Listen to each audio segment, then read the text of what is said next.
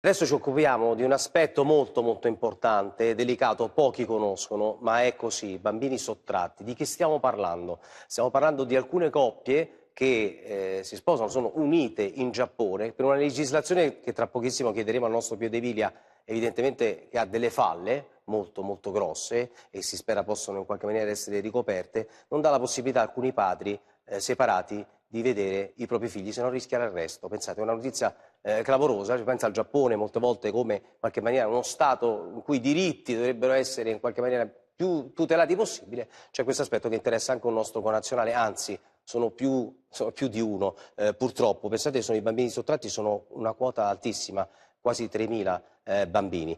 Pio D'Emilia, buongiorno a te e a Tommaso Perina, che è ospite, ovviamente. Andate pure. Sì, buongiorno Milo, buongiorno a tutti.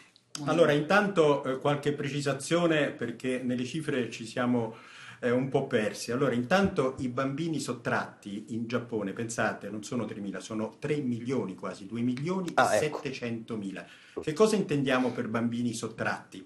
Intendiamo bambini che al di là del fatto di essere separati o divorziati, comunque vengono portati via dal genitore che decise di interrompere la relazione e quindi anche prima dell'eventuale separazione e del divorzio, che tra l'altro in Giappone è molto semplice, si fa in pochi mesi, vengono portati via e il genitore abbandonato, tra virgolette, che quasi sempre è il maschio o l'uomo, non riesce più a vederli. È un meccanismo, come dicevi tu, particolarmente sconosciuto, particolarmente crudele. È un meccanismo soprattutto che non si può vincere dal punto di vista giudiziale, perché le leggi ci sarebbero anche, ma è un problema culturale. Perché? Perché in Giappone è tradizione da sempre, anche se ora un po' sta cambiando, che si divorzi non soltanto dal coniuge, ma si divorzi anche dai bambini.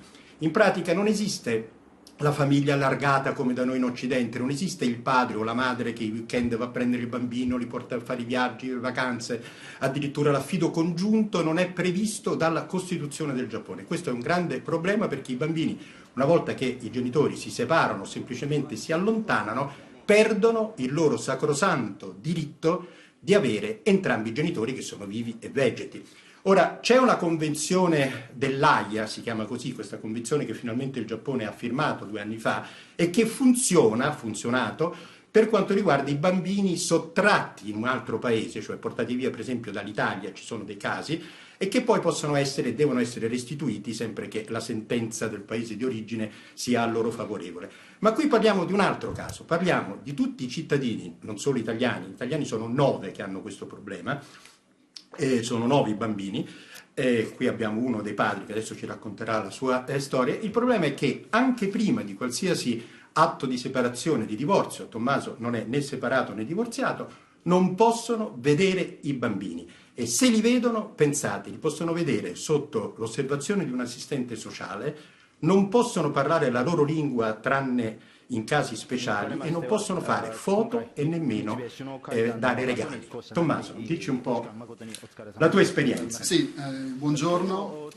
Esattamente un anno fa mia moglie è tornata al paese natio con i miei 2 bambini e in un anno io ho rivisto i miei bambini per sole 5 ore e in condizioni veramente disumane che prima Pio stava spiegando. Purtroppo io non so come andrà a finire, mi sto tutelando con un avvocato, però vedendo quello che è già successo ad altri padri stranieri e non anche giapponesi in questo paese, le speranze che io possa rivedere i miei figli in modo continuo e fare il mio lavoro di padre sono molto remote. Ecco, Tommaso, tu hai scritto assieme ad altri italiani, siete in 9 mi sembra tutti, no 7 scusa, sì. 7, una lettera ufficiale aperta al Presidente della Repubblica Mattarella nei scorsi giorni, adesso sarà disponibile anche diciamo per la stampa, non so se potete farla vedere o comunque insomma sì, è una lettera accorata, Pio, scritta veramente diciamo con il cuore. Perché parlavi in effetti, la pagina proprio che seguiva questo caso. Perfetto, esatto. È una lettera drammatica perché? Perché giustamente non c'è una soluzione, Milo, giuridica, non è che possiamo appellarci, perché non ci sono sentenze, c'è semplicemente una questione culturale. Bisognerebbe in qualche modo politicamente, ed ecco perché il governo italiano potrebbe forse muoversi in questo, per far capire che questo concetto della separazione, del divorzio anche dai bambini è un concetto che da noi non è condiviso. Assolutamente. No, stavi parlando, Pio, dell'aspetto... So se hai domande da studio per Tommaso. Sì, all'aspetto politico, perché ci hai mandato un video che è molto molto interessante, perché per fortuna c'è sensibilità politica anche negli stessi politici del Giappone, giusto? Perché noi adesso forse la regia ha a disposizione questo video che sta arrivando. Non so se sì, lo stiamo mandando in onda. Non so se avete visto questo video. Ecco, chi è questo, Pio? Chi è questo signore che parla? È il video di una... Allora, questo è un deputato, si chiama Kenta Matsunaga, mi sembra, del Partito del Rinnovamento, che ha preso questa occasione proprio del caso di Tommaso e ha fatto un'interrogazione parlamentare in cui chiede al governo giapponese di rispondere con estrema diciamo, concretezza e con i fatti a questo problema, perché lui dice nell'interrogazione, che penso sia sottotitolata anche in italiano, a un certo punto dice: gli Stati Uniti nel caso di sottrazione di minori trattano questi casi come reati veri e propri e quindi chi esercita questo tipo di attività deve essere considerato un criminale e deve perdere a sua volta la patria potestà, perché togliere la possibilità di frequentazione a un genitore, sia esso madre o padre, che non ci sia, di quale non ci siano particolari motivi, è una violazione del diritto dei bambini, dei minori. Assolutamente sì, che è tutelato ovviamente da leggi internazionali che dovrebbero valere per tutti. Tommaso Perina, intanto ovviamente tutta la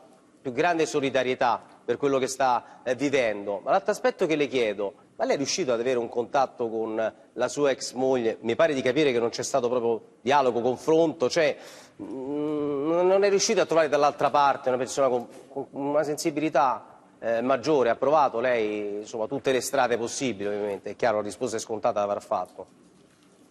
Ecco Milo, scusami che devo dirgliela perché lui non è microfonato. Ti sta chiedendo da studio se ovviamente sta esprimendo la sua solidarietà, però anche dice: non hai la possibilità di parlare direttamente con la signora che tra l'altro è ancora tua moglie e alla quale tu mi dicevi ancora vuoi bene, riesci a parlarci fisicamente, a ridurla, come dire, alla ragione, come si dice?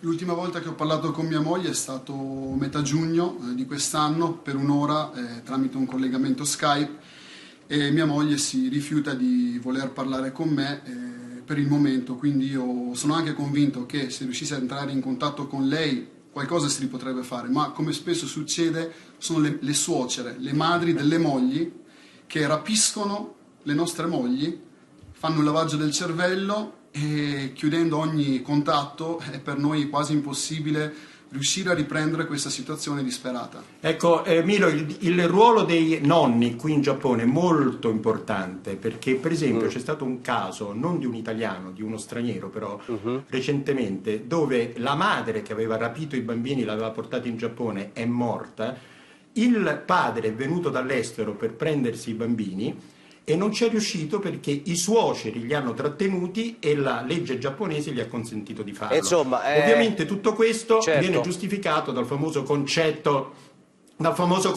della continuità della vita dei bambini, però questo è un concetto che, sai, anche in Italia pone molte perplessità e molti problemi, con la scusa che una situazione illegittima è vecchia, poi alla fine si finisce per perpetrare una situazione che è illegittima. Allora ci uniamo Pio ovviamente all'appello fatto non solo da Tommaso Perina a questa lettera ovviamente al Presidente della Repubblica, in cui questi genitori, non soltanto italiani, stanno cercando in qualche maniera di avere sostegno e dobbiamo darlo a questi nostri connazionali, perché insomma le coppie finiscono, i bambini però ovviamente devono essere sempre tutelati. È stato un bellissimo spazio e vi ringrazio. Grazie al nostro Pio De Piglia, grazie ovviamente a Tommaso Perina e in bocca al lupo per questa battaglia che speriamo possa risolversi, e ovviamente in bocca al lupo a tutti i nostri connazionali che hanno lo stesso problema, che possano risolvere al più presto questo problema.